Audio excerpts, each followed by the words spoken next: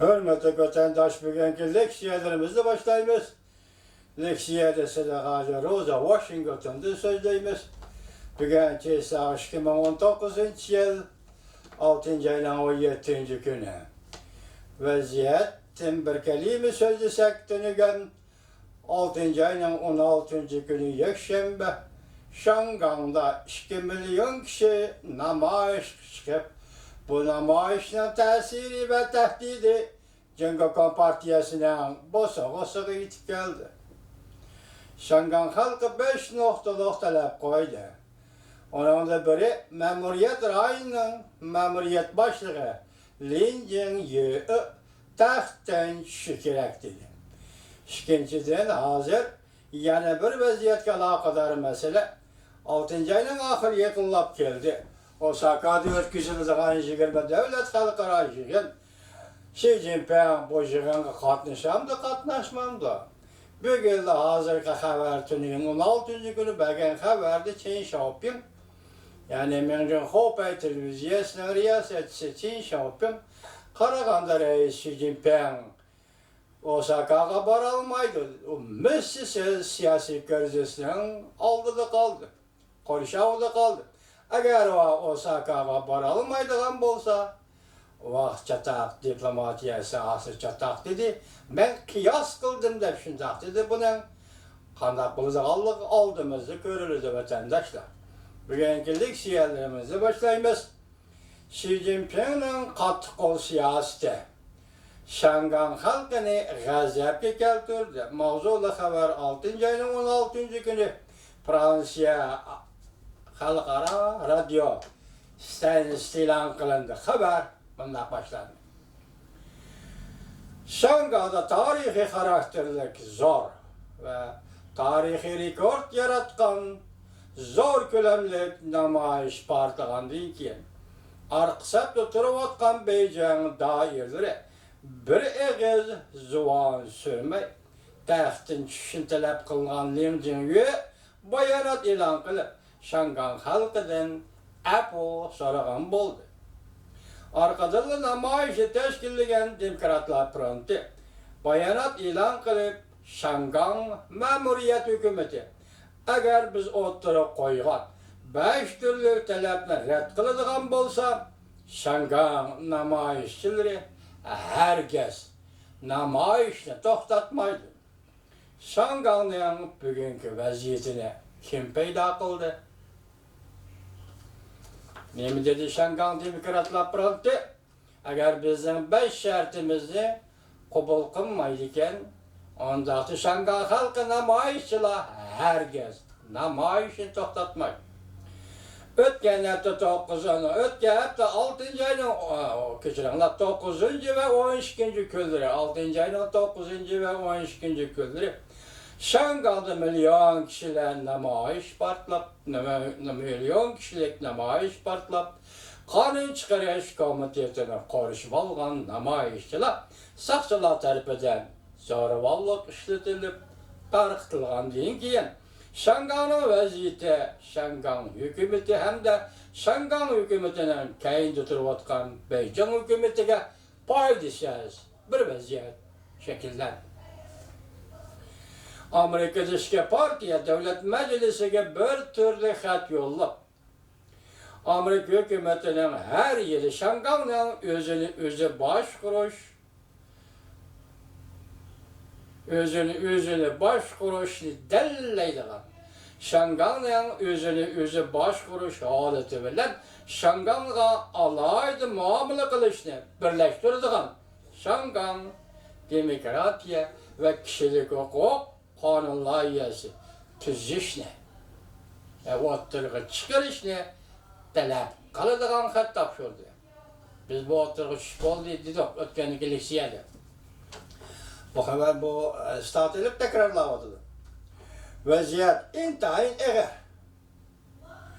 Cüngü'de daimi heyet azalarının birisi hesaplangan devletin mavi veziri Han Jin, Şinjan şehriga yetib berib, Şangan'a yakın şehir, Şinjan şehriga yetib berib, memuriyet başlığı Lin Jin-yu ondan haftanın ahırda özgertiş kanun layihasini kechiktirib ovoz qo'yishni e'lon qildi.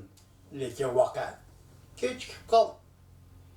Daimiy hay'at a'zosi Xanjing Shenzhen shahriga yetib kelib, demak, endi bu yerda ko'rishdik degan gap og'izdan chiqamidi yetib kelib, shundan keyinla Shangang ma'muriyat boshlig'i Lin Jingyue kechiktirib ovoz qo'yishni o'ttirg'a qo'ydi. Biroq dedi xabarda Fransiya xalqaro radio stansiyasi Lin Jingyue kechikib qoldi. Xi Jinping hokimiyat beshig'i bo'lg'aba kelgandan keyin Shangangga qattiq qo'l siyosat yurgizdi.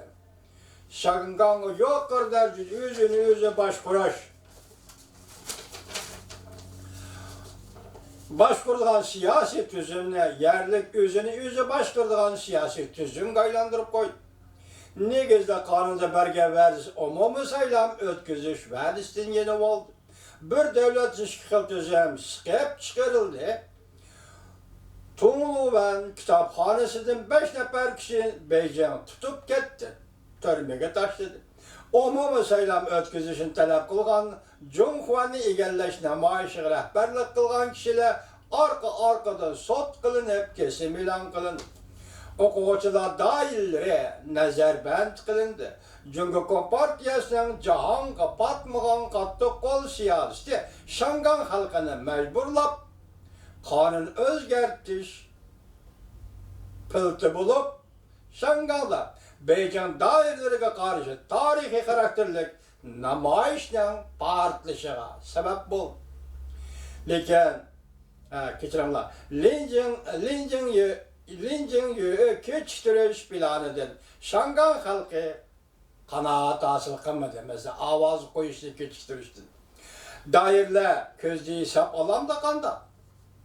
O'zgartirish loyihasi ikkinchi qatim ovoz qo'yamda qanda.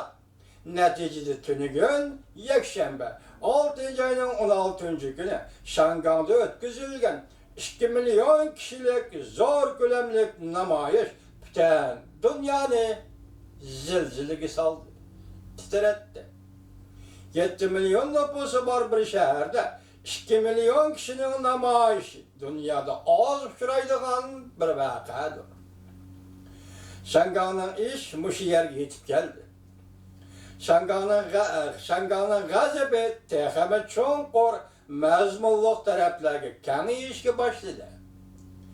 Demokratlar fronti 5 turli talabni o'tirib qo'ydi. Birinchi, Qochqinlar qonun loyihasini o'zgartirish loyihasini butunlay bekor qilish. Ikkinchi, saxtalarning o'q chiqarish mas'uliyatini surishti qilish. Üçüncü, nazorat qilish, tizginlashni to'xtatish, qo'lga ilinganlarni qo'yib berish. To'rtinchi, 6 ayning 12 kuni o'tkazilgan zo'r ko'lamlik namoyishni zo'ravonlar namoyishi deb bekitishni bekor qilish. 5.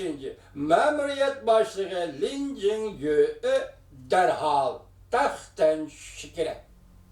5 turli talab. Bayonotda bunday ko'rsatildi. Agar ma'muriyat hukumati talablarimizga javob qaytarmaydigan bo'lsa, Shangangda ko'plagan fuqarolar bozor tashlaydi, maktab tashlaydi, ish tashlaydi, o'qish tashlaydi. Ma'muriyat boshlig'i Lin Jingyuening istiqboli nima bo'lsa bo'lsin, kelgusi kim Shangangga ma'mur bo'lib saylanadi. Shanganglikning hayotlik nishoni Shanganglikqa ayon bo'ldi. Xi Jinping doiralari Jonghvani egallash mag'lub bo'lgandan keyin Shangang, Hong Kongda qo'rg'uvchilarni qo'llab, demokratlardan chekchigara ajratib, orqa bo'lgunchilik solmoqchi bo'ldi, lekin bu ish unum bermadi. Hozir erkinlik ro'yi qaynab toshgan Shangangning, Hong Kongning tahdidiga duch keldi Beijing hukumati. Bunda ruh kun sayin gavdilib, mustabiy tizim bilan qarshilashadigan Dolqon Hong Kongda, Shangangda texmo ulg'ayishga boshladi. Bu ruhni Xi Jinping yetishtirib chiqdi. Tayvan maydoni bilan bugungi Tiananmen maydoni tarixdagi Tiananmen maydoni o'xshash emas. Shangang bilan Jungo qorovliqini selishtiradigan davrlar. kelmezge ketdi. Təhlilçilər mındaq görsətdi. Şangalda mutlaq köp sandı kişiler cüngü doğrusudur ham xiyalları taşıp etdi. Ular özü qoğdavatıdı. Karın bilen baş kuruşlu qoğdavatıdı. Ve bunun için hal kılığı can kılıvatıdı. Bu hal kılığı can koçulardı emas, belki her bir Şangallık, her bir Hong Kongluk'nun kalbide buluvatkan candır.